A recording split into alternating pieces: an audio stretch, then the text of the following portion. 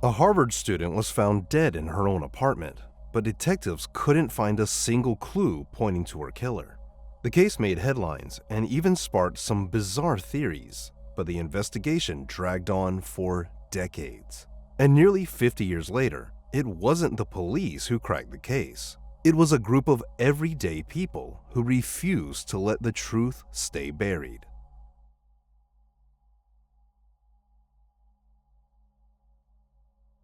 Jane Britton was born on May 17, 1945, in Boston, Massachusetts. Her father was a vice president of Radcliffe College in Cambridge, and her mom was a scholar in medieval history.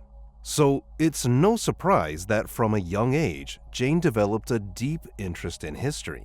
And by the time she was in high school, she'd already decided she wanted to study anthropology. She was a straight-A student, played piano, loved to paint, and spent her free time horseback riding. After graduating at the top of her class, she enrolled in her father's college and quickly became one of its standout students. Eventually, her hard work paid off. She was accepted into Harvard's anthropology graduate program, where she started working toward her PhD. In her second year, she got the chance to join an archaeological dig in Iran, working under a well-known scholar. She made a great impression and even contributed a few important discoveries. Outside of academics, Jane was well-liked among her peers, and she had recently started dating a fellow student named James. On January 7, 1969, Jane was supposed to take her final exams. She was 23 at the time and looking forward to finally finishing school and starting her career. But that morning, she never showed up. Her boyfriend James thought it was odd. He tried calling her a few times before the exam, but she didn't pick up. No one else, neither students nor professors, had any idea why she was missing. So after class, James decided to walk over to her apartment, which was about 15 minutes from campus. When he got to her floor, he knocked, but there was no answer. A fellow student and mutual friend named Donald, who lived next door, stepped out when he heard the knocking. He said he hadn't seen Jane since the night before, and her apartment had been quiet ever since. James knocked a few more times, but still got no answer. That's when he started to worry. He knew Jane's front door lock was basically broken, so he tried the handle, and the door swung open. Inside the apartment, nothing seemed out of place, except for one thing. It was freezing. When James walked into the kitchen, he saw the window was wide open, even though it was in the middle of winter. Then he stepped into Jane's bedroom and saw her lying face down on the bed. Her nightgown had ridden up, so he immediately stepped back out and asked Donald's wife to check if Jane was okay. James thought maybe she was just sick or asleep. But when Donald's wife came out of the room, the look on her face said it all. She couldn't even speak. James went back into the bedroom, and that's when he saw it. Jane's face was covered with a rug and a coat. When he lifted them, he realized she was dead. He immediately called the police, and it only took one look for officers to realize they were dealing with a murder.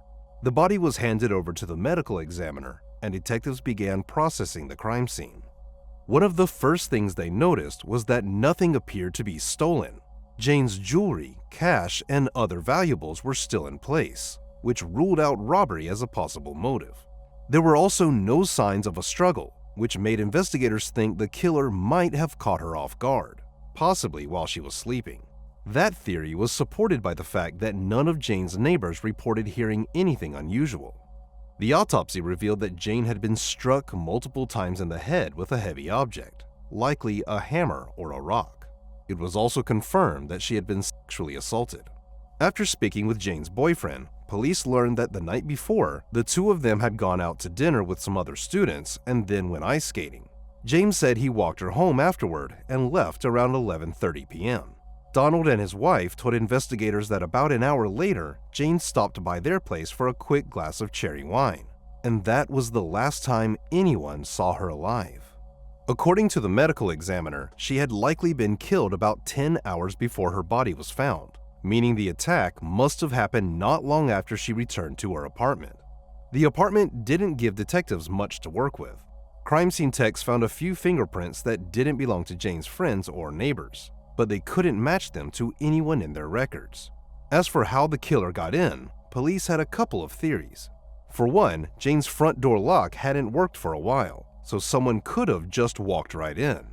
But there was also another way. Jane's window locks were just as unreliable as her door, and even though she lived on the 4th floor, there was a fire escape right outside her apartment, so anyone could have climbed up and slipped in through the window. That theory seemed more likely after detectives talked to everyone in the building and found a kid who remembered hearing noises on the fire escape that night. But there was one problem.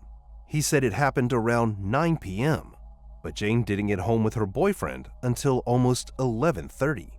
Another witness came forward and said he saw a man running away from the building around 1:30 in the morning. He didn't get a good look at the guy, just remembered that he was about 6 feet tall and had an average build. That account seemed a little more promising, since the timing lined up with the estimated time of the murder. But without more detail, there wasn't much police could do with it. Still, based on both witnesses' statements, detectives began to think the killer might have climbed the fire escape around 9 p.m., then waited there for hours until Jane came home. Donald also told police something interesting. Earlier that evening, before Jane got home, he had gone into her apartment to use her fridge, where he and his wife kept some of their groceries. He said everything looked normal at the time, which meant the killer either hadn't come in yet or had been waiting outside on the fire escape. It was also possible that the first witness simply got the timing wrong. Still, detectives couldn't rule out another possibility.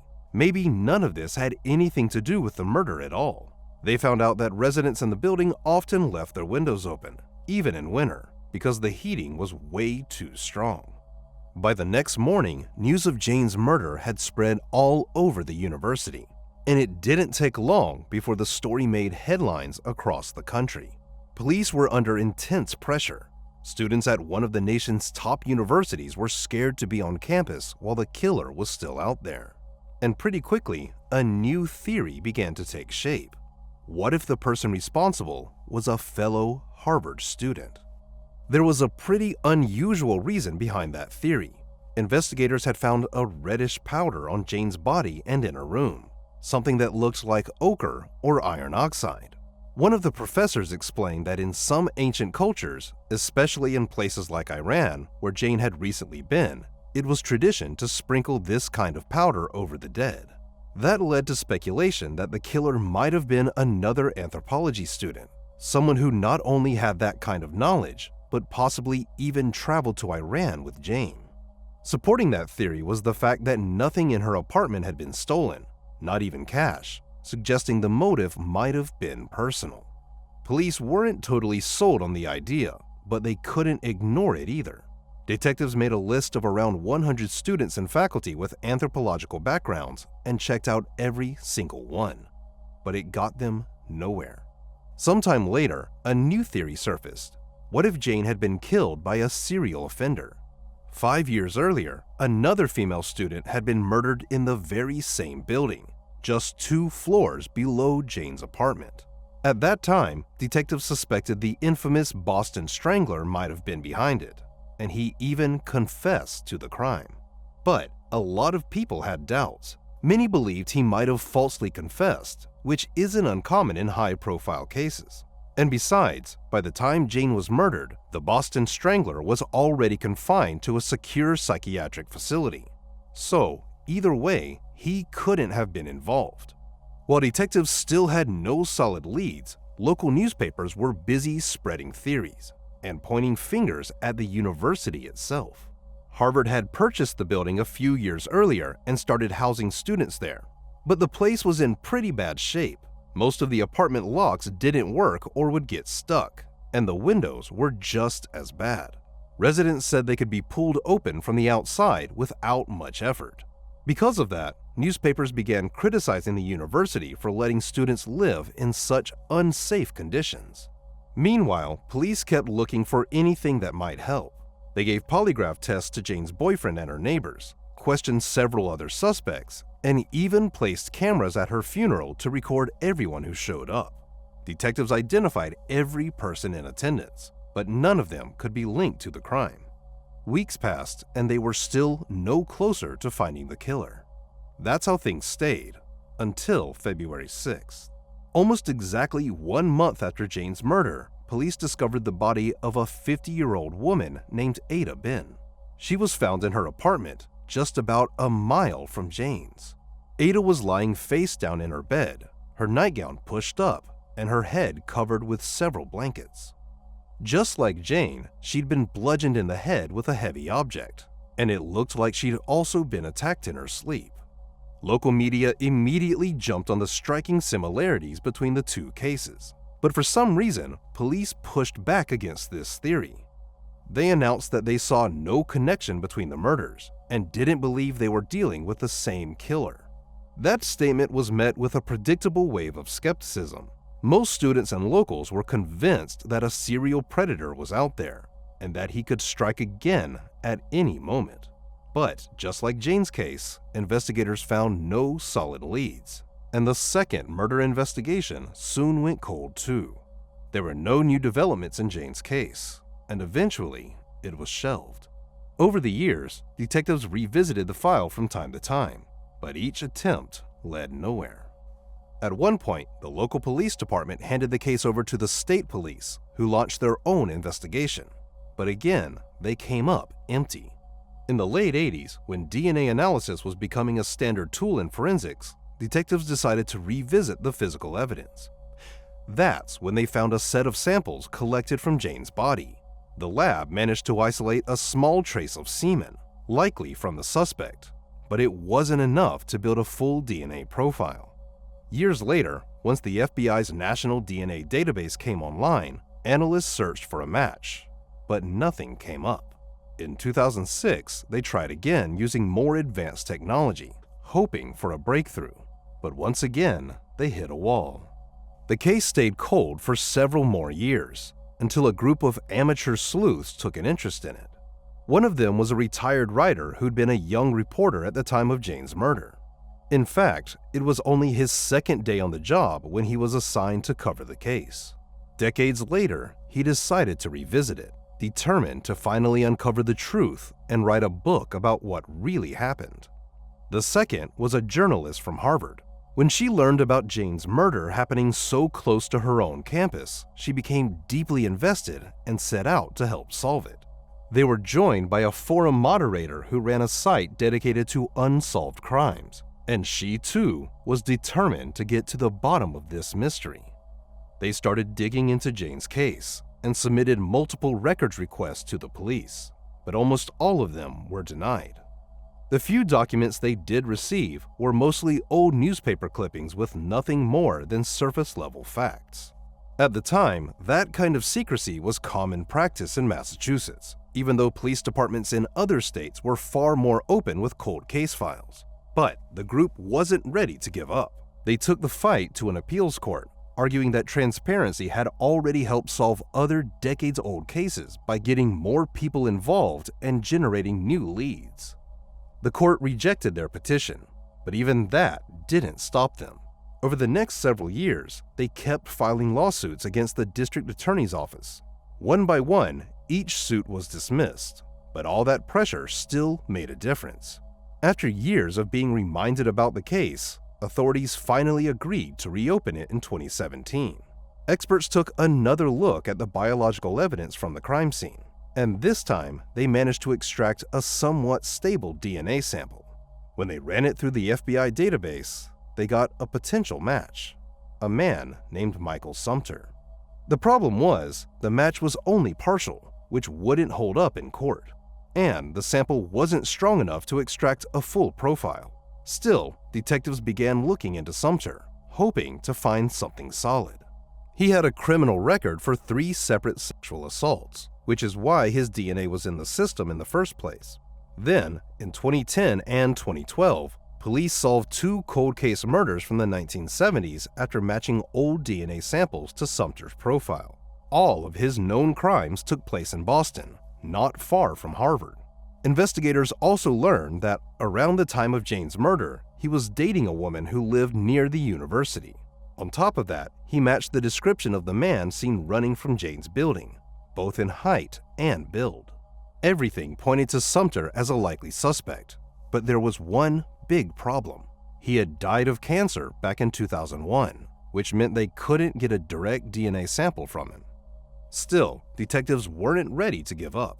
Instead of trying to test Sumter himself, they decided to look for a close male relative, and eventually found out he had a brother who was still alive.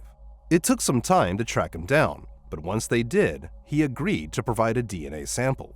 The results came back as a match, though not quite perfect.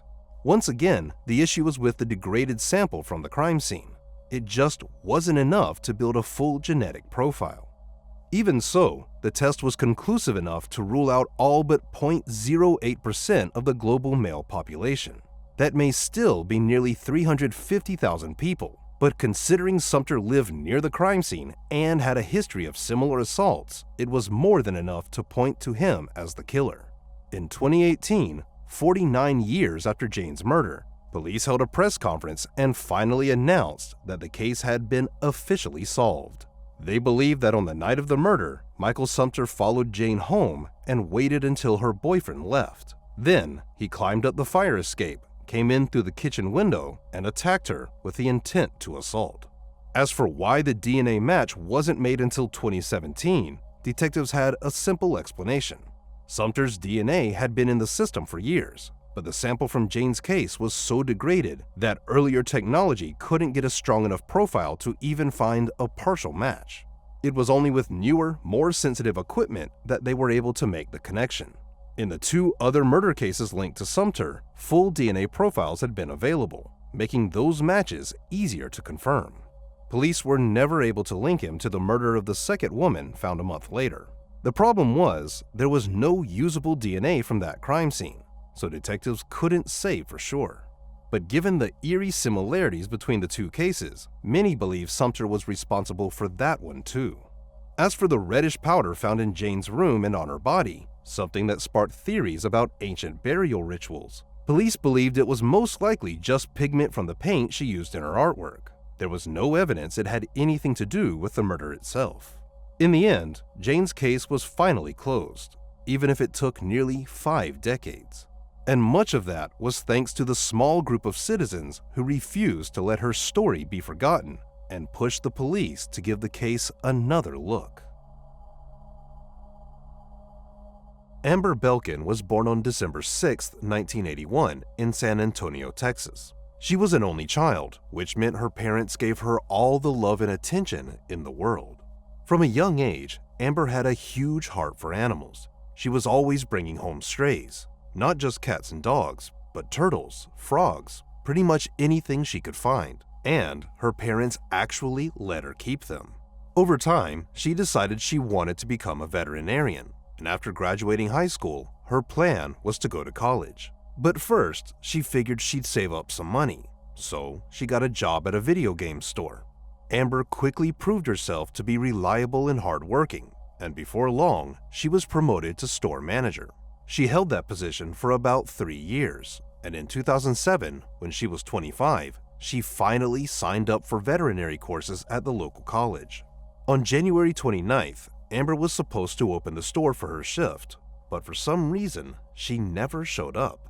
As the manager, she was usually the first one in, but that morning, no one had heard from her. When the head office realized the store still hadn't opened, they tried calling Amber, but she didn't answer.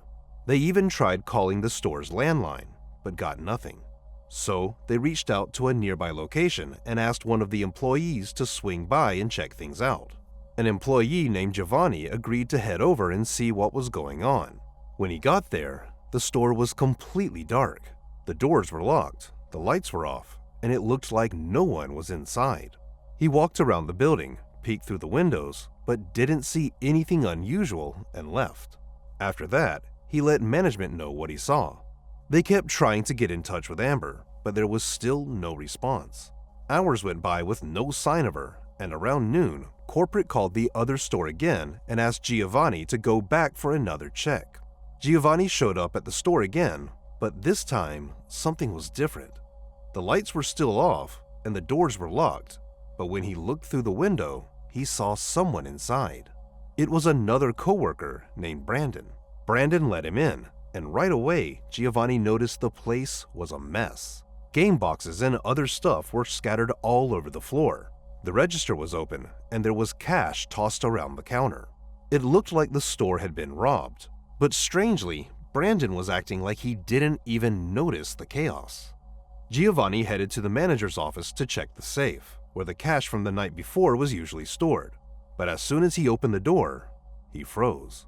Right there on the floor was a body, with a plastic bag pulled tightly over the head. Giovanni called the police right away, and officers were soon on the scene. It didn't take long for investigators to confirm that the victim was Amber. After looking around the store, they came to what seemed like the obvious conclusion. She'd been killed during a robbery.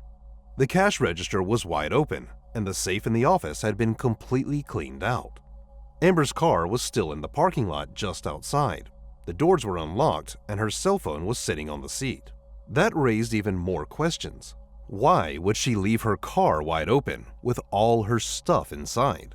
Another thing that didn't add up was how the killer actually left the building. Both doors had been locked when Giovanni showed up earlier that morning. With the help of other employees, detectives figured out that the suspect had taken more than just the cash. They'd also stolen around 50 video game discs, an Xbox, and a few PlayStations, totaling roughly $6,000. While police were putting the pieces together, the medical examiner determined that Amber had died from asphyxiation. It looked like the killer used a plastic bag and held it over her head until she stopped breathing. Experts believe the struggle lasted several minutes, and through it all, Amber fought with everything she had, but couldn't break free. They also discovered that her hands had been bound with duct tape at some point, but the killer had likely removed it after she died. Detectives spoke with Amber's coworkers and learned that she usually arrived at the store around 9 a.m., an hour before opening. Her routine was to collect the cash from the safe and take it to the bank before getting the store ready for the day. Based on what they knew, Amber had shown up right on schedule that morning, unlocked the door, and stepped inside. Investigators believe the killer attacked her almost immediately before she had the chance to grab the money. Soon, detectives got another valuable lead. The manager of a different store in the same chain said he'd spoken with Amber on the phone that morning. They talked just a few minutes after she arrived at work, but the call didn't last long. Amber suddenly said she had to go and hung up. The more information police uncovered, the more it started to look like this was something bigger than just a random robbery. For one thing, the level of violence used didn't make much sense. Amber had apparently opened both the register and the safe, so the killer didn't need to hurt her to get the money. And if the goal was to silence her to avoid getting caught, that didn't quite track either. In most cases like this, robbers use a gun or a knife. Strangulation, on the other hand, often suggests something personal. On top of that, detectives believe the killer may have come in through the back door, which raised another red flag. That door opened into an alley filled with identical doors to other businesses. So, unless you were familiar with the building, there was no easy way to know which door led where. Putting all of this together, police started to suspect the killer may have had a personal motive, and possibly even worked at the store.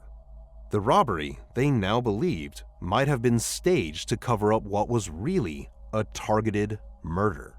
Still, detectives didn't have a single piece of physical evidence to go on. This particular store didn't have any surveillance cameras, unlike every other location in the chain. And when crime scene techs combed through the place, they didn't find any useful fingerprints or DNA on the bag or Amber's body. But by the time police had pieced all of that together, they already had a suspect: Brandon.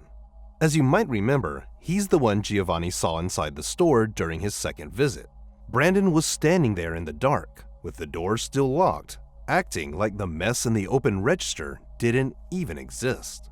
He also told police he hadn't gone into the manager's office and didn't see Amber's body.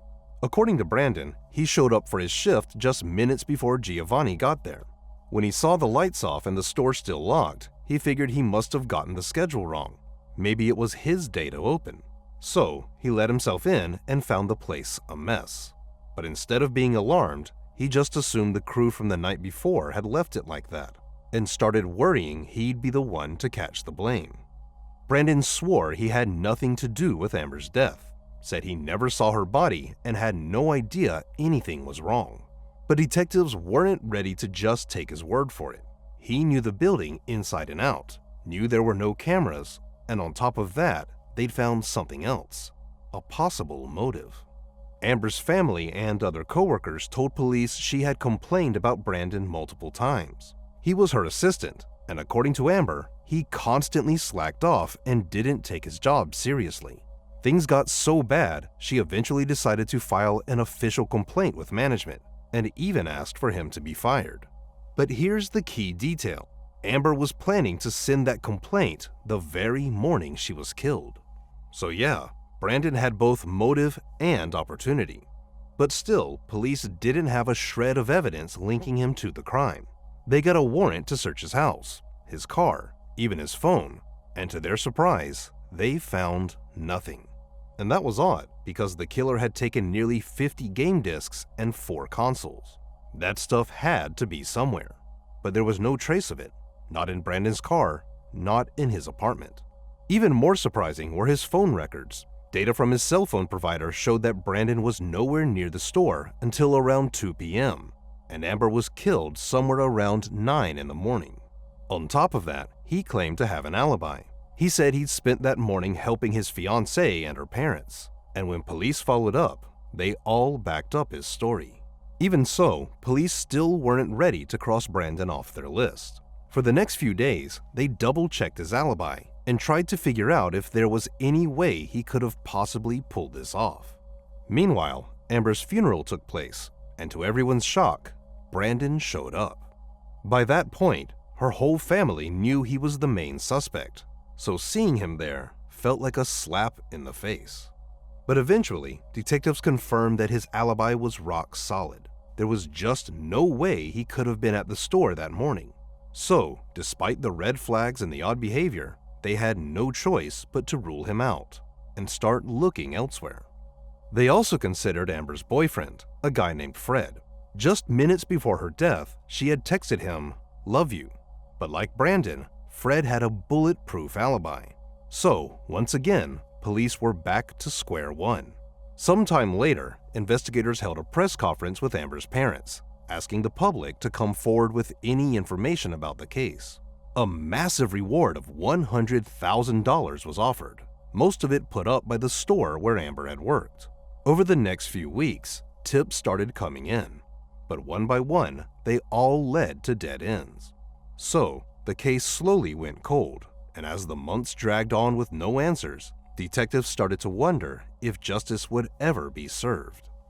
That went on for 7 months, until the case suddenly took an unexpected turn. Police got a call from a man who wanted to remain anonymous. He claimed he had some information about Amber's murder, but at first, he was vague and hesitant. Still, sometime later, he agreed to meet with detectives and share what he knew. According to this witness, the day before Amber was killed, a friend of his had suggested they pull off an easy robbery.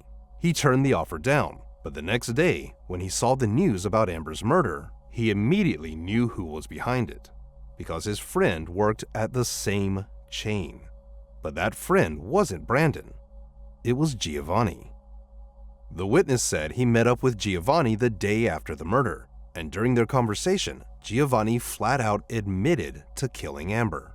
The man said he was stunned by the confession, but at the time, he was too scared to go to the police, because he was convinced Giovanni might come after him next. What made this even more significant was that the witness knew both Giovanni and Amber. They had all worked at the same store for a while.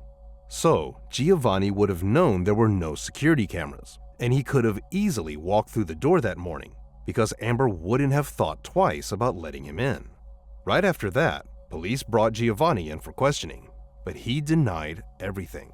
He insisted he had nothing to do with Amber's murder, and no matter how hard detectives tried, they couldn't get him to crack. So, in the end, they had to let him go. With no physical evidence tying him to the crime, detectives started to wonder whether the witness's testimony alone would be enough to take this to trial. But the district attorney wasn't convinced. He told them that without something solid, there was almost no chance they could convince a jury. As a last-ditch effort, they decided to collect a DNA sample from Giovanni, hoping the pressure might shake him up. Even though they didn't have any usable biological evidence from the scene, maybe just the idea of handing over his DNA would rattle him. They got a warrant, showed up at his house, and Giovanni handed over the sample, but stuck to his story and kept claiming his innocence. Then, the next day, something else happened. Detectives found out that Giovanni had left town with his wife and kids. They'd moved to a place called Laredo, right on the border with Mexico. To the detectives, that felt like a huge red flag. But the problem was, without any hard evidence, their hands were tied. They couldn't arrest him, and now they were seriously worried he might slip across the border, where tracking him down would be a whole lot harder. Over the next few months, police kept digging for new leads, but nothing panned out. A year and a half went by, and it was starting to feel like Giovanni might never be brought to justice. But then, out of nowhere, detectives got a call that changed everything.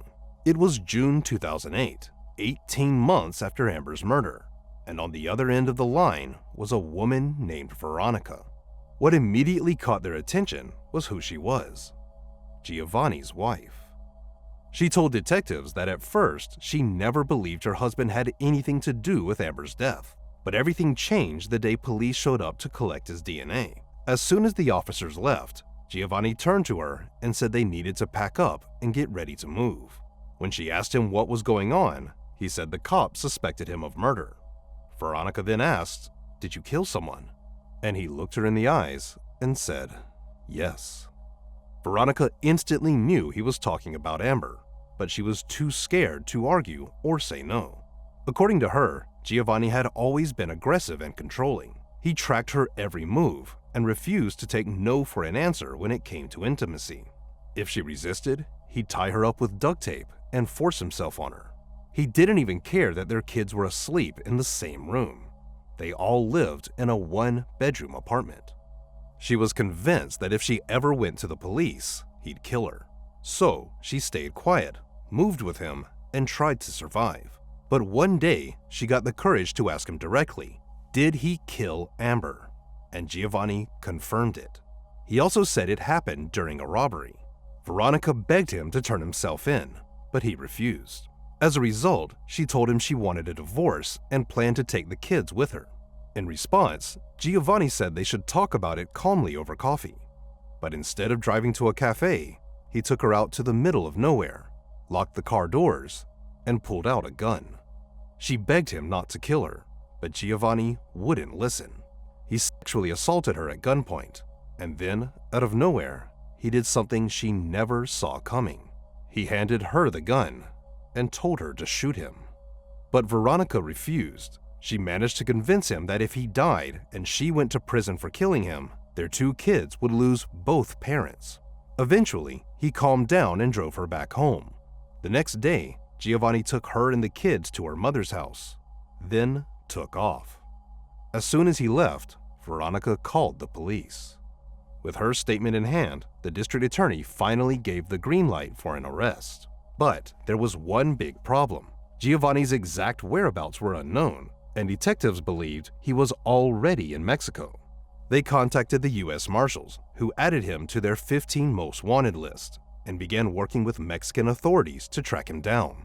The process dragged on for about a month and a half, until Mexican authorities finally tracked Giovanni down at a relative's house. He was just across the U.S. border, only a few miles away. And in a cruel twist of irony, when they arrested him, he was playing one of the very games he'd stolen from the store the day Amber was killed. Under the extradition agreement between the U.S. and Mexico, bringing Giovanni back to Texas came with one condition. Prosecutors had to take the death penalty off the table. They didn't really have a choice, so they agreed. And later, they decided to offer Giovanni a plea deal, because without the death penalty, the DA didn't see much point in dragging the trial out for years. As part of the deal, Giovanni had to plead guilty in exchange for a life sentence, with the possibility of parole after 30 years. He agreed and finally told his version of what happened that morning. According to him, he never meant to kill Amber. He just wanted to steal some money because he'd recently lost his job. At first, he said, she did everything he asked, but at some point, she tried to call for help, and that's when he killed her. But detectives didn't buy that story for a second. First off, Giovanni hadn't lost his job. He was still working at another store at the time of the murder. And second, the whole idea that he didn't plan to kill her didn't make much sense either. Amber knew who he was. Even if he'd gotten away with the robbery, she could have easily told police exactly who to look for. He also claimed that he'd felt guilty the entire time and had actually been thinking about turning himself in, but said he kept putting others' needs before his own, whatever that was supposed to mean. As part of the deal, Giovanni only had to give a partial confession, so some details about what really happened that day remain a mystery. In the end, he was sent to prison, and the earliest he'll be eligible for parole is in 2038. After the sentencing, Amber's parents made it clear they're going to fight with everything they've got to make sure he never walks free. And finally, I want to mention Brandon, the man police initially suspected of Amber's murder. For weeks, detectives treated him like a killer, and everyone around him, his family, his friends, knew he was under suspicion. Investigators even tried to pressure his fiancée into turning him in. They asked her, "How can you sleep with a murderer?" and warned her that she might be his next victim. But despite all that, police never officially told Brandon he was no longer a suspect. For a long time, he lived with the fear that he might go to prison for something he didn't do, and the people around him had no idea he'd been cleared. In the end though, Brandon managed to rebuild his life. He got married, started a family, and in 2018, he even saved a young girl's life. At that point, he was working as a truck driver, and as he passed a drainage canal, he spotted a 13-year-old girl being swept away by the current. There'd been a heavy storm, and the canal was overflowing. She couldn't get out on her own, so Brandon ran over to help. With the help of others, they brought over a ladder, and the girl climbed out. She spent a few days in the hospital, but she survived, all thanks to Brandon. Katie Kenyon was born in 1983 in the small British town of Burnley. She had two sisters, older and younger, and the three of them were incredibly close. Even as a kid, Katie stood out for her kindness and generosity. She was the type of person who would drop everything to help someone in need. Later in life, she got married and had two kids, a son and a daughter. But eventually, her husband left the family. He still saw the kids from time to time, but from that point on, Katie was raising them on her own, which wasn't easy. She worked as a social care worker, and her paycheck barely covered the basics. But no matter how hard things got, Katie did everything she could to make sure her children had what they needed. On the morning of April 2nd, 2022, 33-year-old Katie went about her usual routine, got her kids ready and sent them off to school. But just a few hours later, around noon, her mom got a text from her that felt totally off. Katie said she needed some time away to clear her head and would be gone for a while. Her mom tried calling right away, but the call went straight to voicemail. And that's when the panic really started to set in. She knew Katie had been struggling with anxiety for years, mostly from all the stress in her life. But the idea that she'd just walk away from everything, especially her kids, that just didn't add up. Her mom got in touch with Katie's sisters, and none of them believed the message either. They rushed over to her house and noticed that her car was gone. Using a spare key, they let themselves inside and found all of Katie's belongings right where she'd left them, except for her phone and handbag. It just didn't add up. The idea that Katie had taken off somewhere, leaving behind almost everything she owned, felt completely wrong. Something was off. A little while later, Katie's kids came home from school, and they had something to say too. They'd both received strange messages from their mom. In the text, she said she needed to get help so she could be a better mother, and asked them to contact their dad so he could look after them while she was away. As soon as they read the messages, Katie's mom and sisters started seriously doubting that she'd written them. First of all, the tone didn't sound like her at all. But more importantly, there was something else that really stood out. In both messages, the word while was misspelled, and that just didn't make sense because Katie never made mistakes like that. Then, her son mentioned something else. He said a man named Andrew had messaged him on social media. Andrew was Katie's ex, someone she dated for several years. In the message, he said Katie had checked herself into a clinic and asked him to take care of her dog until she got back. Katie's mom and sisters thought the whole thing was pretty strange. Sure, they'd known she dated Andy for a long time, but it had never been a smooth relationship. The two of them were on and off constantly. As far as her family knew, they weren't even together anymore. So it didn't make much sense that Katie would fill him in on her plans, but not say a word to her own mother or kids. In the messages she'd sent her son and daughter, Katie had also mentioned Andy. She said that if their dad couldn't look after them, Andy would step in. One of Katie's sisters eventually got a hold of his number and gave him a call. Andy told her he hadn't seen Katie since the day before, since he'd been at work all morning. He said that around 2 p.m., she texted him saying she was going to drop her car off at his place, and that she was leaving the keys and her bank card in his mailbox. Katie had owed Andy a large sum of money, about £6,000, for anxiety treatment he'd helped her pay for in the past. So, according to him, this was her way of paying him back. In her next message, Katie said she was heading back to a clinic because she just couldn't handle the anxiety anymore. Andy said nothing about it struck him as odd, so he didn't think much of it. Still, Katie's sister wasn't buying Andy's story, not one bit. So, she and her boyfriend decided to drive over to his place and see for themselves. The moment they pulled up, she spotted Katie's car parked outside. Inside, she could see Katie's purse and other personal belongings, which only made her more suspicious. She knocked on Andy's door, hoping to talk to him face to face, but he refused to open it and told them to leave. The whole thing felt incredibly off. Katie's sister couldn't wrap her head around why Andy didn't seem the slightest bit worried, or why he was being so uncooperative. Her boyfriend ended up threatening to kick the door down if he didn't let them in, but Andy just called the police instead. A few minutes later, officers arrived and spoke with Katie's sister first. She laid everything out, how the family was worried sick, how they didn't believe for a second that Katie would just vanish without saying a word to anyone. She also pointed out her sister's car, still parked there with her stuff inside.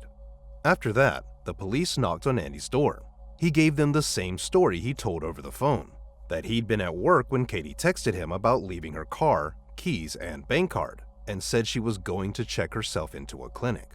He even let them search his house and his van, and they didn't find anything suspicious. So the police left, but they did open a missing persons case. Just to cover all bases, they called around to a bunch of clinics, hoping maybe Katie really had checked herself in somewhere, but not a single one had seen her. The next morning, police began piecing together a timeline of Katie's disappearance, and naturally, all eyes were on Andy's house, since that's where her car had been found. Detectives learned there was a surveillance camera nearby, so they pulled the footage from the previous couple of days. On April 21st, the day before Katie went missing, she was seen pulling up to Andy's house. The footage showed her getting into his van, kissing him, and smiling. Nothing seemed out of the ordinary. But the next morning at 9:20 a.m., things took a very different turn. That was the day Andy told police he'd been at work when Katie supposedly dropped off her car. But the footage said otherwise. It clearly showed Katie arriving at his house, getting out of her car, and climbing into the passenger seat of Andy's van. And right there behind the wheel was Andy himself. Police immediately checked traffic cameras along the direction the van had gone, and eventually spotted it again. This time, the van stopped at a McDonald's, then headed out toward the highway. The final footage showed Andy turning onto a rural back road, leading into a wooded area. After that, the van disappeared from view for nearly an hour. But then it popped up again, heading back the way it came. This time, though, there was only one person in the vehicle. So now, a much darker picture was starting to form. Based on the footage, it looked like Andy had driven Katie out to a wooded area, and then left without her. After reviewing the surveillance videos, police pulled location data from Katie's phone on the day she went missing. The records showed that her phone disconnected from the tower near her house early that morning, then reconnected near Andy's home. From there, the phone's path followed the exact route the van had taken. But soon enough, things stopped lining up. According to the location data, Katie's phone was still in the van as it headed back towards Andy's place. The problem was, Katie was no longer in the van. And then came the final piece. Investigators checked the time those strange messages were sent to Katie's mom and kids, and by that point, Andy had already returned home alone. But location data clearly showed that those texts were sent from his house. Given that all the evidence directly contradicted Andy's version of events, police decided to head back to his house. And the moment they stepped inside, something felt off. The place was boiling hot. Turns out, Andy had fired up the wood-burning stove, despite the weather being pretty mild outside. Right away, detectives suspected he might have been trying to destroy some evidence. But by the time they got there, all that was left in the stove was ash. Even so, they arrested Andy and brought him in for questioning. Surprisingly, he didn't seem nervous at all. In fact, he looked completely relaxed and stuck to his original story, claiming Katie had probably checked herself into a clinic to deal with her anxiety. When detectives started pressing for more answers, he shut down completely and said he wouldn't talk without a lawyer. So, once again, they were left with nothing. After the interrogation, police decided to launch a large-scale search operation in the forest where Katie's phone had last pinged, right before Andy was seen driving back alone. But covering that area wasn't an easy task. They were looking at roughly 25 miles of rugged terrain.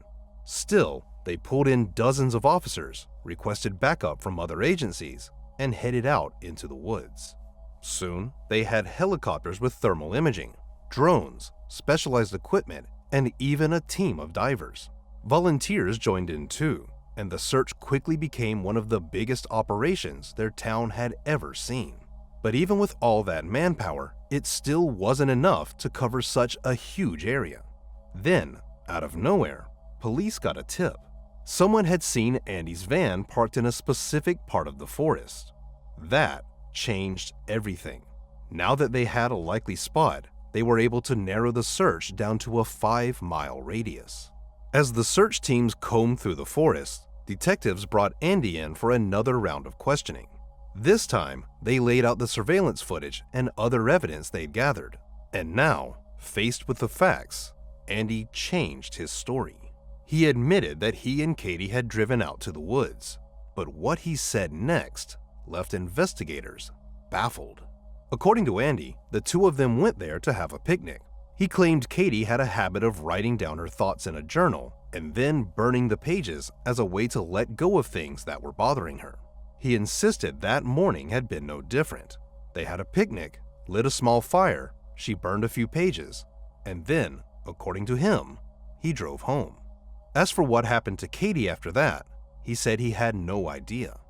Of course, detectives didn't buy Andy's story, but the problem was, they still didn't have any solid leads. The search teams had come up empty, and with no trace of Katie in the woods, investigators shifted their focus to her relationship with Andy. According to her family, Katie had met him 3 years earlier. He had 2 kids from a previous marriage, worked in construction, and at first, he seemed like a reliable, stable guy. But it didn't take long for her loved ones to notice cracks in the relationship.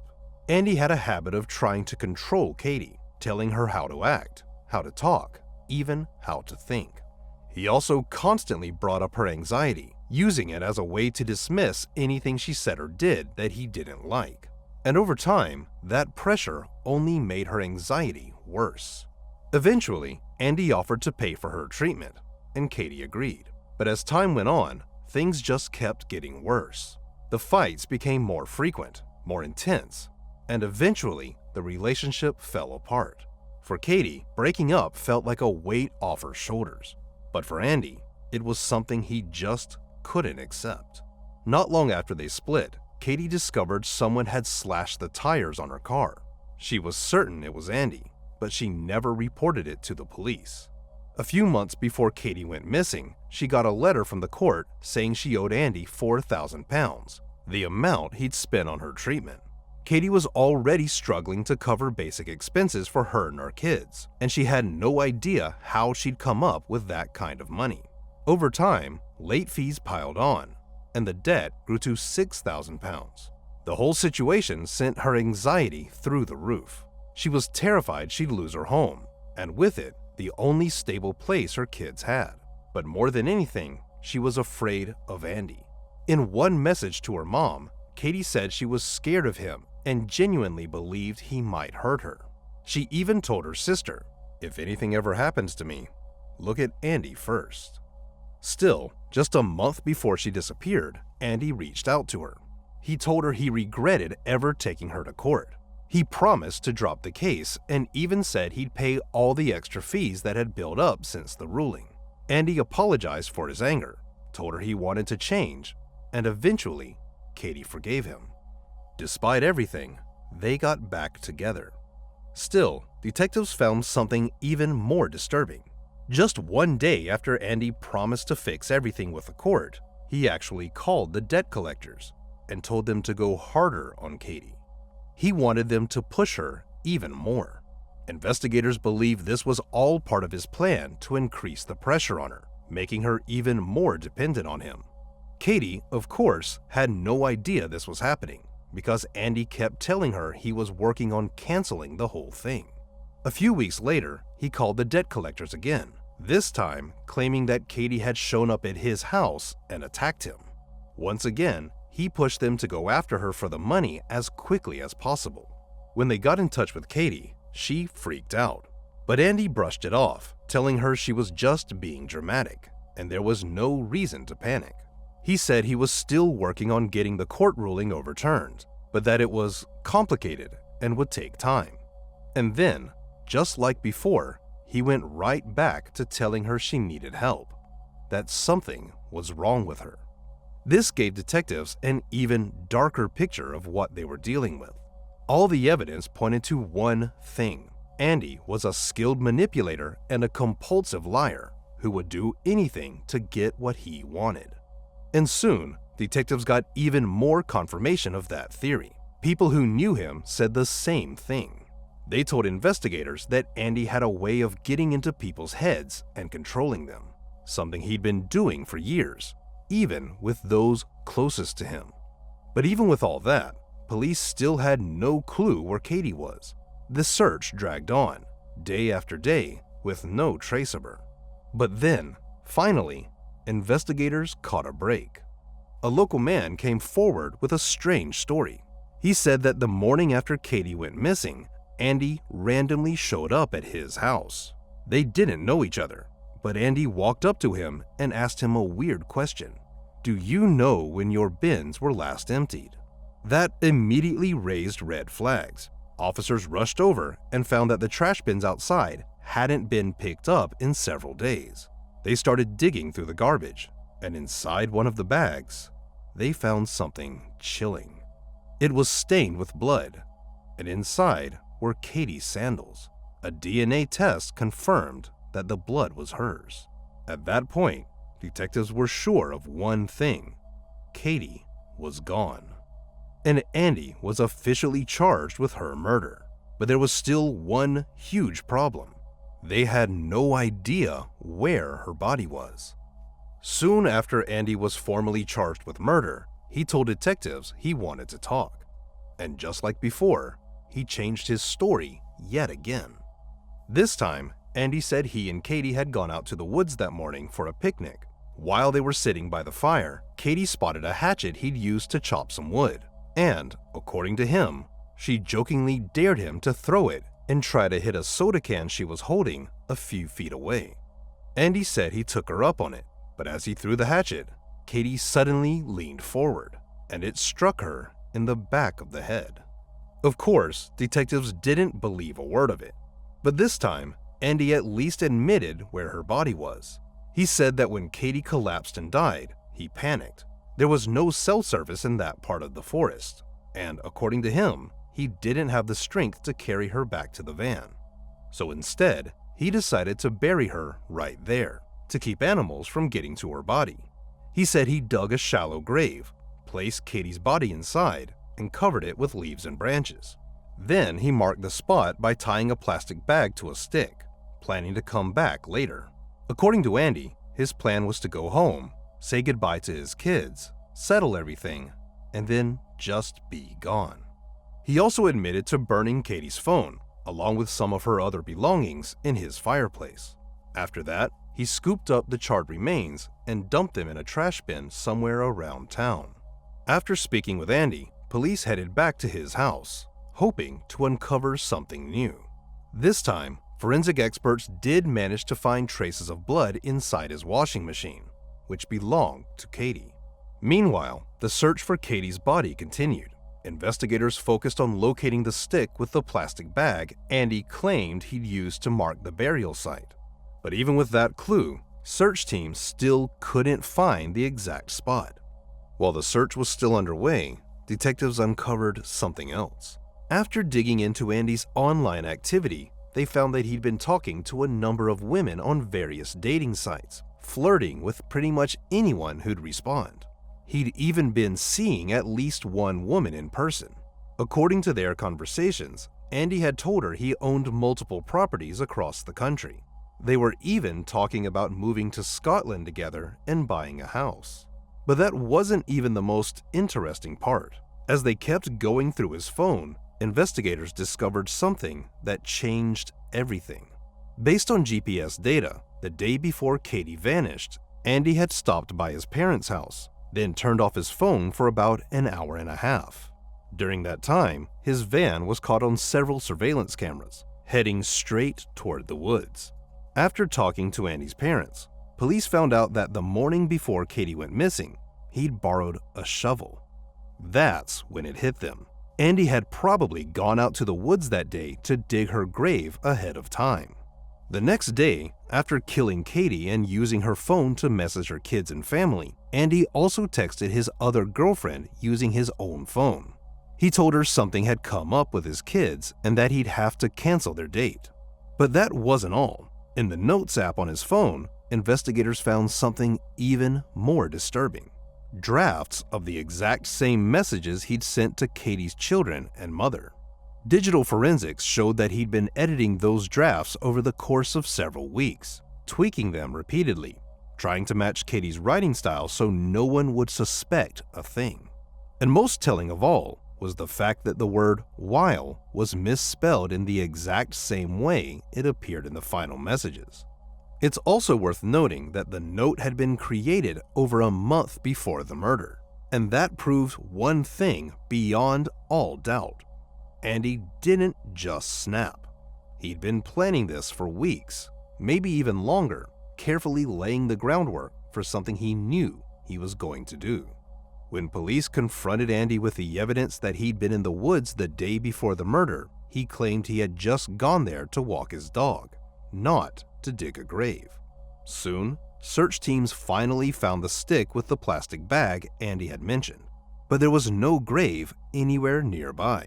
They scoured the area inch by inch, but came up empty. So detectives made a decision. They brought Andy out to the woods and asked him to show them exactly where he'd buried Katie. Once they got there, Andy pointed to a specific patch of ground. And what shocked everyone was that search teams had already been through that exact spot multiple times. But no one had even considered that a grave could be hidden there.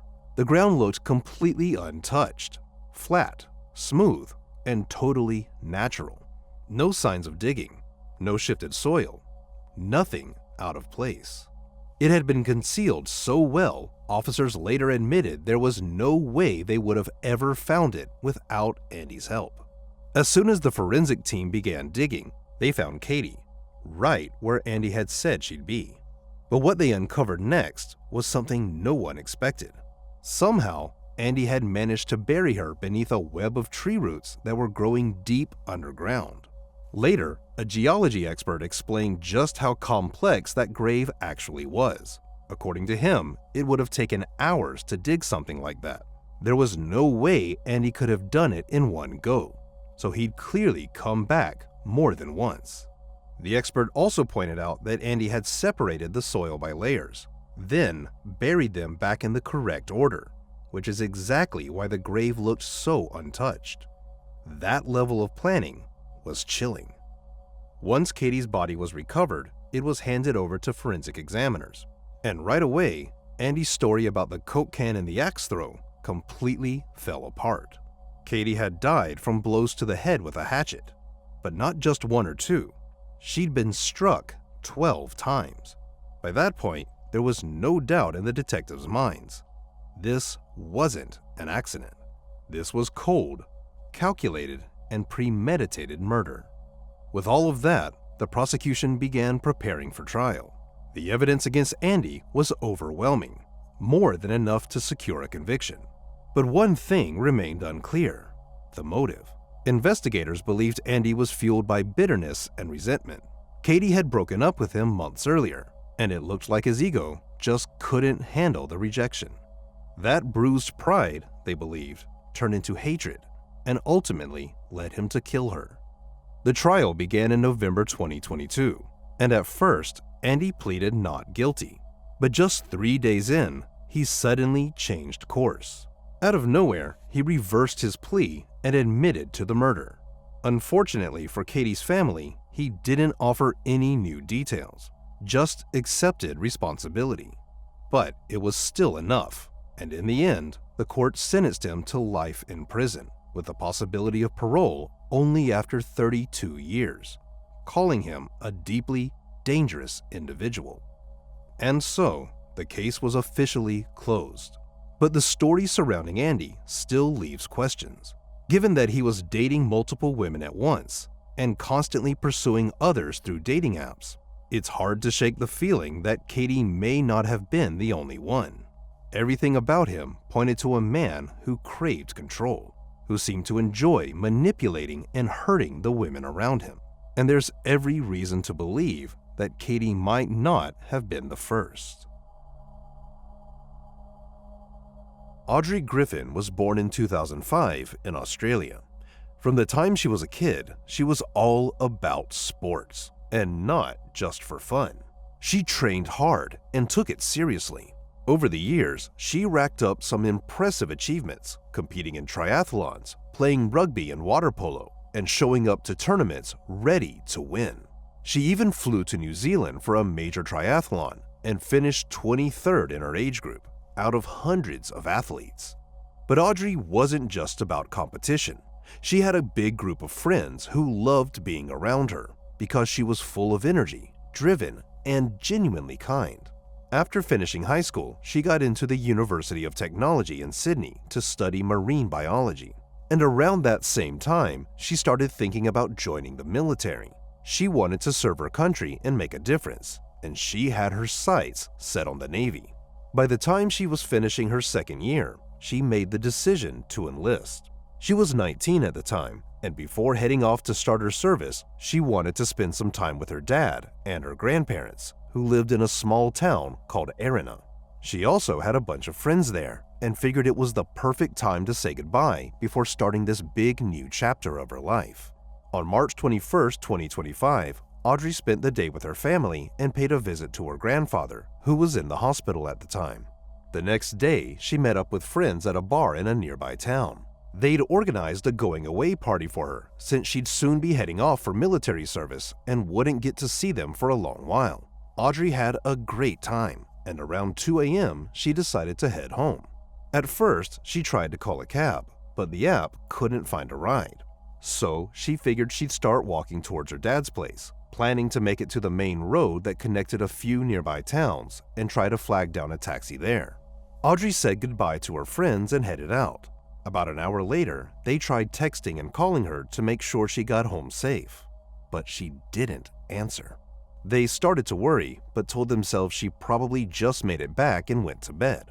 The next morning, Audrey's mom woke up and immediately checked her daughter's location using a smartphone app. She was in Sydney at the time, but she knew Audrey had been out late and just wanted to make sure she got home safely. But when she opened the app, she saw something that made her stomach drop. Audrey's phone was still showing as being near a river that ran through town, nowhere near her dad's house. Worried, she called Audrey's dad, who said she never came home that night. He added that Audrey had mentioned she might crash at a friend's place, so they called that friend next, but she hadn't seen her either.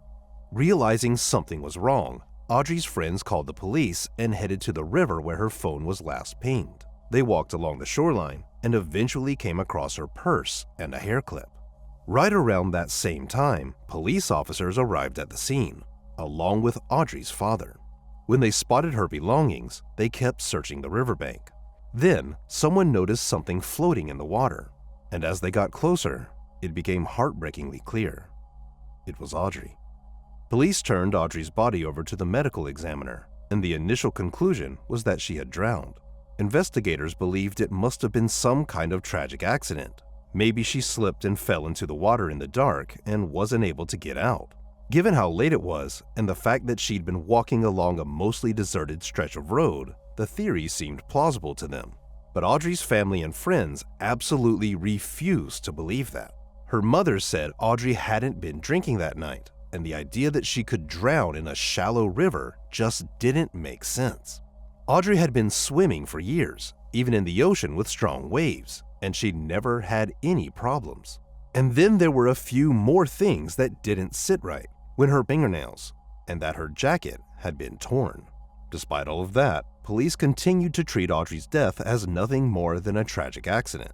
Over the next several days, her parents waited for some kind of update, or at least a sign that detectives were actively working the case. But nothing happened. Her death didn't even make the local news at first, and only a few media picked up the story days later. Audrey's family and friends couldn't just sit around doing nothing. They kept returning to the river, hoping they'd spot something that might help explain what happened. 3 days after her death, a friend of Audrey's mom found her phone, half buried in the mud near a tree. It was just lying there in plain sight. Her parents were furious. The fact that police hadn't even done a thorough search of the area made things feel even worse. After that, Audrey's mom decided to take matters into her own hands. She started visiting every business along the road where Audrey had walked that night. And surprisingly, not a single one of them had been contacted by police, not even for a routine interview.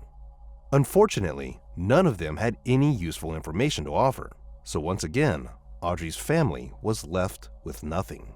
Weeks went by, and all that time, Audrey's family kept pushing the police to take the case seriously. Eventually, detectives agreed to open a full investigation, and on April 17th, almost a month after Audrey's death, something unexpected happened. Police put out a public request for help identifying a man who had been spotted on surveillance footage along Audrey's route that night. They clarified that he wasn't a suspect, at least not officially, but they wanted to speak with him as part of the investigation. The only problem was the footage was grainy, and the man's face wasn't clearly visible, which made it hard to figure out who he was. For the next few days, there were no major updates from law enforcement, but that all changed on April 21st, when detectives suddenly announced they had made an arrest in connection with Audrey's case. They arrested a 53-year-old man named Adrian Torrens, who was found in Sydney, and that same day, he was officially charged with Audrey's murder. Once the arrest was made, police shared with the public what they had uncovered over the past few days. At first, they were leaning toward the idea that Audrey's death had been a tragic accident. But after mounting pressure from her family, detectives launched a deeper investigation. By reviewing CCTV footage along Audrey's route, they spotted a man walking several hundred yards behind her. Later, he appeared on another camera, still trailing her. Then, they spoke with a local resident who lived near the river. Around 3 a.m. that night, he heard a sharp, high-pitched scream that lasted for about a minute. At the time, he thought it might have been a wild fox, since their cries can sound eerily human. But after hearing about Audrey's death on the news and realizing the timing lined up, he began to suspect it might have actually been her. Then, police found another witness, a man who had been out walking his dog in the middle of the night. He said he had passed by some man who gave him a bad feeling. According to the witness, the guy looked really on edge, nervous and twitchy. and just came off as strange overall. When detectives got a description, they realized it matched the same man from the surveillance footage, right down to the clothes he was wearing. At that point, the theory that Audrey's death had been an accident started to fall apart. Investigators asked for a more detailed forensic analysis of her body, and that's when things really started to shift. This time, the medical examiner found multiple scratches on Audrey's arms, along with abrasions on her face that could have come from a blow. But the most important discovery was still to come. When they took samples from under her fingernails, they found skin tissue. DNA testing revealed it belonged to a man, and when they ran the sample through the criminal database, they got a hit almost instantly. The DNA matched Adrian Torrens. Based on everything they had at that point, police were now working with a completely different theory. The injuries on Audrey's body, along with Torrens' DNA under her fingernails, strongly suggested that she had fought him off, and that he likely held her underwater until she lost consciousness. But even though the suspect was finally behind bars, Audrey's case was far from over. In fact, it was only just beginning to gain national attention, and just a few days later, the entire country was talking about it. That's because after Torrens' arrest, disturbing details about his past came to light, and people across Australia were outraged. While Audrey's friends and loved ones were still reeling from the arrest, there was one person who wasn't surprised at all: Torrens' ex-wife, Michelle. When reporters reached out to her, Michelle said she'd been living in fear for months because Torrens had repeatedly threatened her life. The two had gotten married in 2020, and at first he seemed like a kind, caring, and positive guy. But that changed quickly. Not long after the wedding, his behavior started to shift. According to Michelle, he would suddenly snap, flying into fits of rage and threatening her out of nowhere. It didn't take much to set him off, and she began to seriously fear that he might hurt her.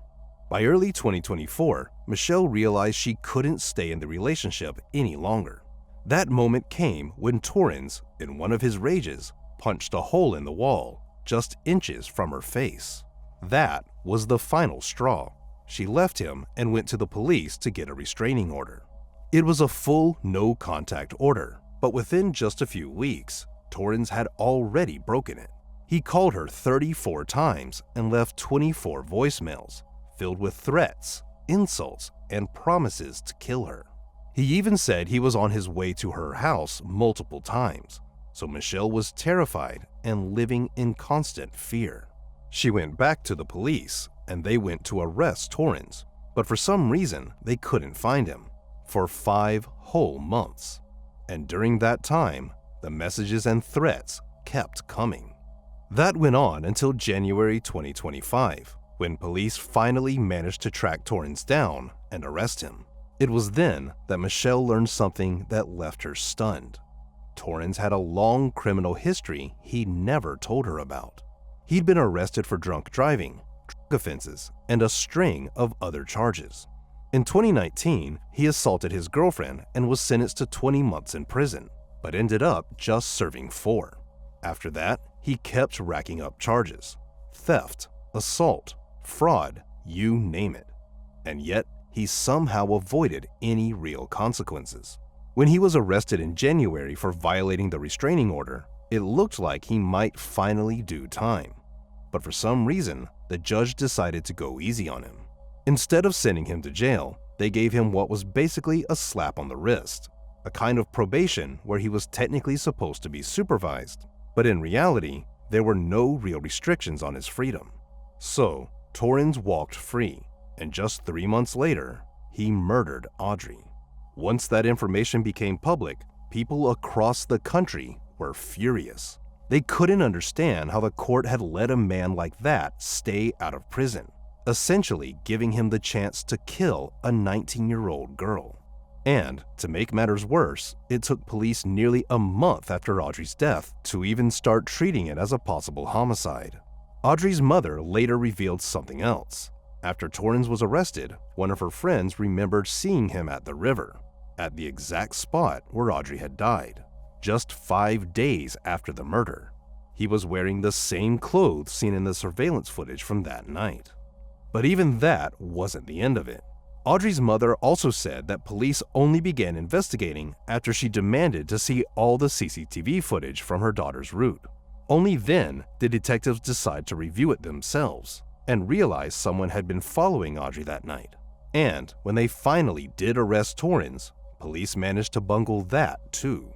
They sat down with Audrey's parents and told them that Torrens was likely the killer. Audrey's mom asked if he had done something to her daughter, and the detectives responded, "We haven't had a chance to talk to him yet, because he's asleep." As for Torrens, after his arrest, he refused to confess. But police had something close to a confession anyway. Before taking him in, they tapped his phone, and during a call with a friend, Torrens admitted to the murder. He said something inside him had just snapped, and that he had no idea why he did it. So the prosecution had everything they needed for a conviction. But then, the case took one final, unexpected turn. Just 3 days after his arrest, Torrens was found unconscious in his jail cell. He was rushed to the hospital, but didn't make it. According to early reports, he did it himself. The news hit Audrey's parents like a second tragedy. Not only had they wanted justice, they had also wanted answers. They needed to know why this man took their daughter away from them. But now, that answer died with him. Then again, based on what he told his friend, there may have never been a reason at all. Torrens was known to abuse alcohol and drugs, and he may have been completely out of his mind that night. Michelle, his ex-wife, later said he started calling her again that same evening, threatening to kill her. And just like that, the case was effectively closed, though official procedures are still ongoing to this day. Audrey's story sparked widespread outrage across the country, and for good reason. Not only had the system repeatedly allowed a dangerous man to walk free, but police took nearly a month to even begin a proper investigation. The public was also furious because Audrey was the 23rd woman killed in Australia in 2025 alone. And while such tragedies happen with alarming frequency, people were outraged by the government's continued failure to take real action to stop them. Some steps, however, have finally been taken. A resolution named in Audrey's memory was introduced in Parliament, calling for stronger measures to prevent similar crimes.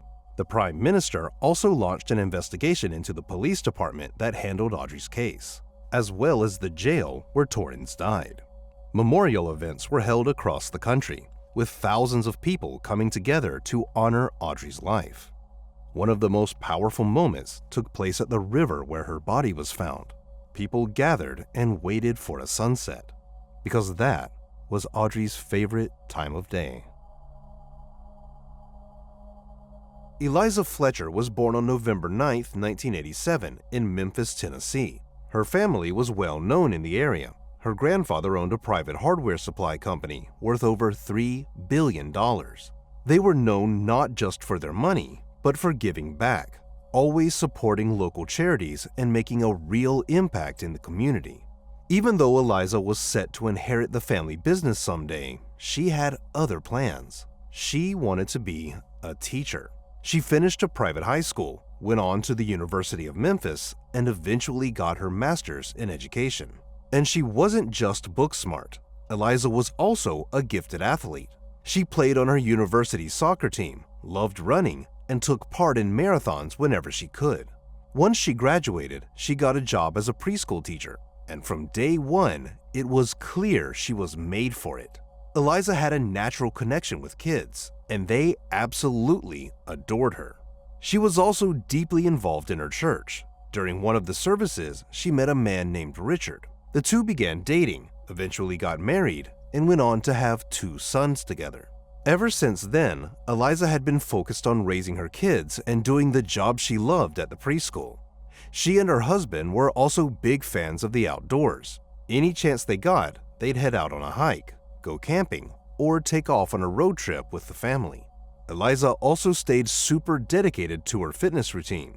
She went for a run almost every single morning, and true crime podcasts were always playing in her earbuds. She pretty much never hit the pavement without one. In 2022, when she was 34, Eliza was in the middle of training for the Boston Marathon. She'd been running even more than usual, and to fit it all in, she started going out around 4 a.m. That way, she could get her run in and still be home in time to have breakfast with her family before heading to work. On the morning of September 2nd, Eliza got up before sunrise and headed out for her usual run. She lived near the University of Memphis and loved running along the campus. Her typical route was about 4 miles out and back, roughly an hour round trip. But that morning, something felt off. When her husband woke up and realized Eliza still wasn't home, he texted her a few times, but got no reply. Then he started calling, but she didn't pick up. That was completely out of character for Eliza. She was supposed to work the early shift that day, and she took her job very seriously. So, Richard decided not to wait any longer and called the police around 7 a.m. Detectives jumped into action right away. Based on what they knew at that point, it didn't look like Eliza had just gone off somewhere on her own. According to her husband, she only took a water bottle and her phone with her, so it wasn't like she had plans to go anywhere after the run. Since Eliza usually ran near the university, police reached out to the school's administration and asked them to alert students, just in case there was someone dangerous in the area. Given how well known Eliza's family was in Memphis, news of her disappearance spread fast. Local media jumped on the story almost immediately, and within hours, theories started circulating around the city. One of the most common was that her husband might have been involved, since in cases like this, the spouse is often the first person people look at. Viewers watched his interviews closely, trying to figure out if there was something off about his behavior. But from the very beginning, police had no reason to suspect Richard. Everything pointed to him being at home when Eliza left for her run. Officers were sent out to canvass the area, while detectives started collecting surveillance footage along Eliza's usual route. And pretty soon, they spotted her. Running just like always, nothing seemed out of the ordinary. But then they got to one particular camera, positioned just a short distance from the university, and what they saw was chilling. At 4:20 a.m., Eliza ran past a parked SUV. A few seconds later, a man jumped out and ran after her. There was a brief struggle, and then he forced her into the vehicle. The car stayed there for another 4 minutes before driving off, with Eliza inside. Now that investigators knew they were dealing with a kidnapping, the case kicked into high gear. More resources were brought in, and the priority was clear: find Eliza alive. The suspect had been caught on camera, but the footage was grainy and didn't give them much to work with. Same with the license plate. It was too blurry to read. Still, detectives did notice something interesting. Reviewing footage from other cameras, they saw the same SUV drive past Eliza just minutes before the abduction. Even earlier, about 20 minutes before it happened, the car had been circling the area near the university. It looked like the driver was deliberately hunting for someone. Once he spotted Eliza, he parked up ahead and waited for her to run past. Police shared the footage with local media, hoping someone might recognize the man. They also managed to identify the make and model of the SUV and noted that it had a busted taillight. But even with that detail, tracking the suspect down wasn't going to be easy. Meanwhile, police got a new lead. That same morning, someone had found a water bottle and a cell phone lying by the side of the road, roughly 7 miles from where Eliza was taken. The person handed them over to police, but it took a few hours to confirm they were connected to her disappearance. With help from her family, detectives verified that the phone belonged to Eliza. It looked like the kidnapper had tossed it out the window while driving. But that wasn't all. Right next to the phone and bottle, investigators found something else: a pair of men's flip-flops. Police were almost certain they'd been dumped along with the other items, which was odd. Why would the suspect throw away his own footwear? One theory was that the sandals might have been stained with blood, and he was trying to get rid of the evidence. But that also meant one thing: if he'd been wearing them barefoot, they could contain traces of his DNA. The flip-flops were rushed to the lab for testing, while officers kept combing the area. Thanks to this discovery, detectives had a better idea of the route the suspect might have taken, and focused their search along that path. But it didn't lead anywhere. That went on for several more hours, until detectives finally got a call from the lab. Forensic experts had managed to pull a DNA profile of the flip-flops, and it came back with a hit in the FBI's database. The sample matched a 38-year-old man named Cleotha Abston. As you might have guessed, the fact that his DNA was in the system meant he had some serious criminal record. But more on that in a bit. For now, detectives had a name, and they immediately shifted focus to tracking him down. The next day, Saturday, officers spotted Cleotha's car on the road.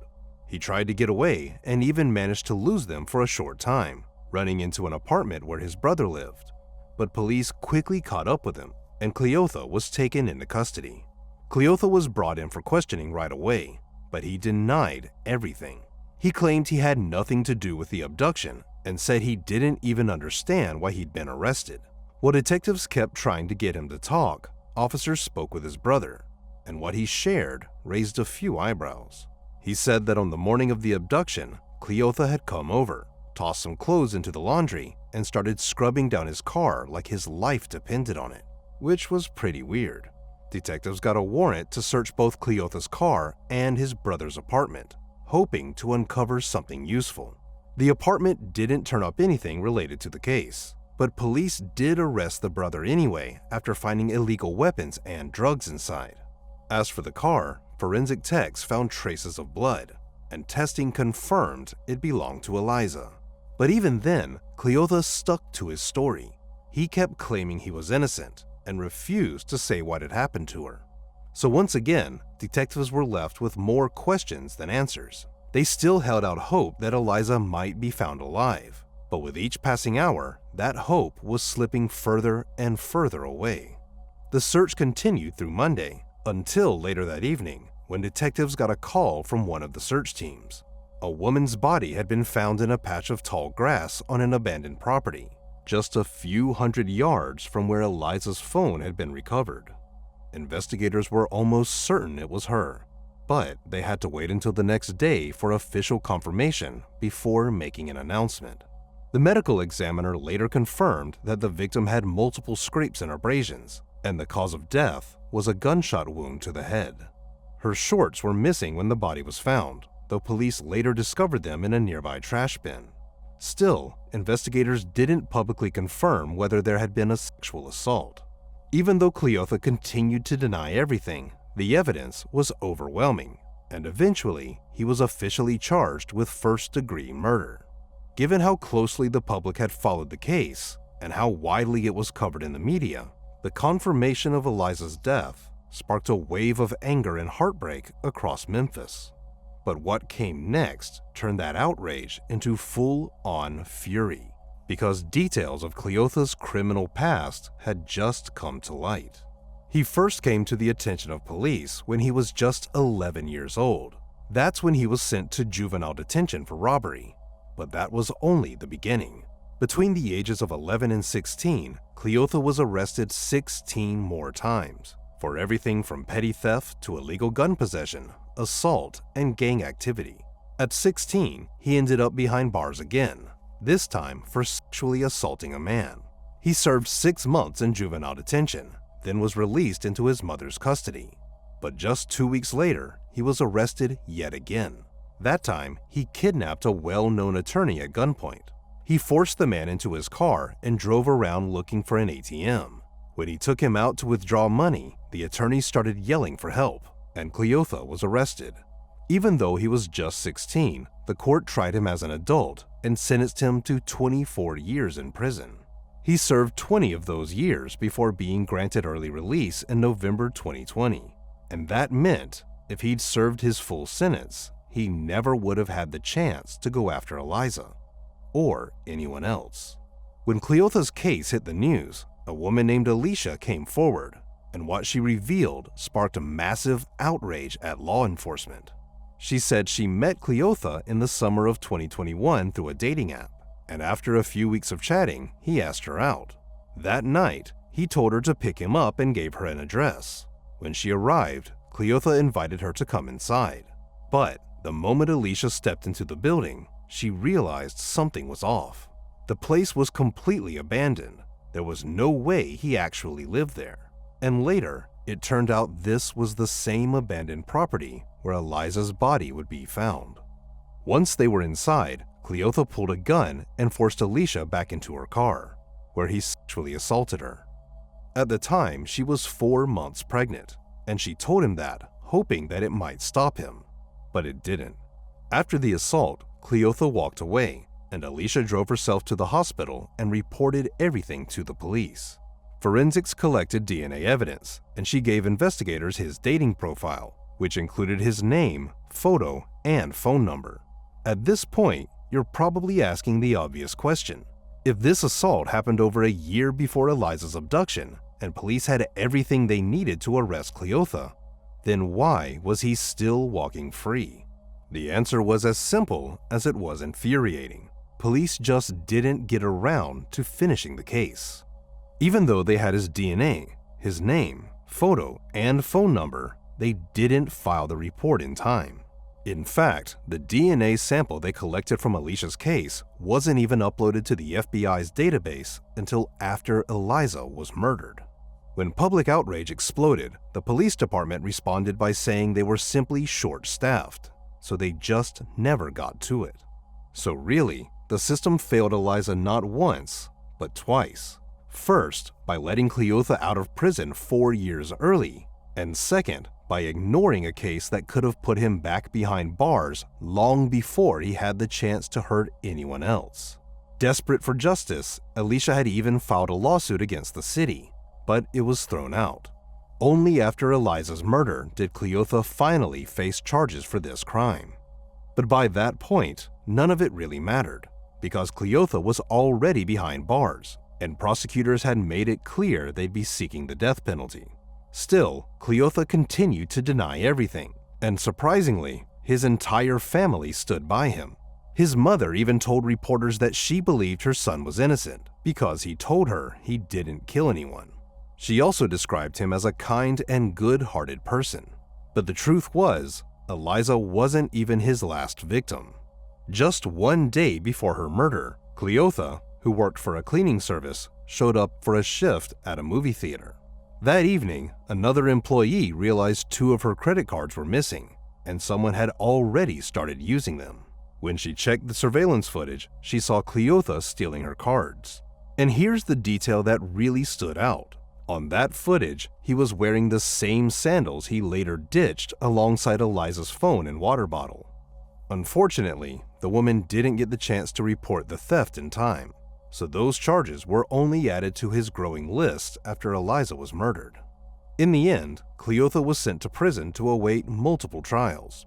The first was for the assault on Alicia, and in May 2024, he was sentenced to 80 years behind bars. Then came the trial for Eliza's murder. Prosecutors were still pushing for the death penalty, but eventually, Cleotha was offered a plea deal, plead guilty in exchange for life in prison with no chance of parole. After some consideration, he took the deal, and in October 2024, he was officially sentenced, guaranteeing he'd spend the rest of his life behind bars. So yes, he avoided execution, but at least now, he'll never have another chance to hurt anyone again. This case ended up being yet another example of how the justice system, through early release and years of inaction, allowed a violent man to walk free and keep committing crimes, even though there were plenty of red flags that should have kept him behind bars. In Eliza's memory, thousands of people came together to run the same route where she was taken, finishing the run she never got to complete. Share your thoughts on this story in the comments section, and don't forget to press the like button if you enjoyed my video. Thank you for watching.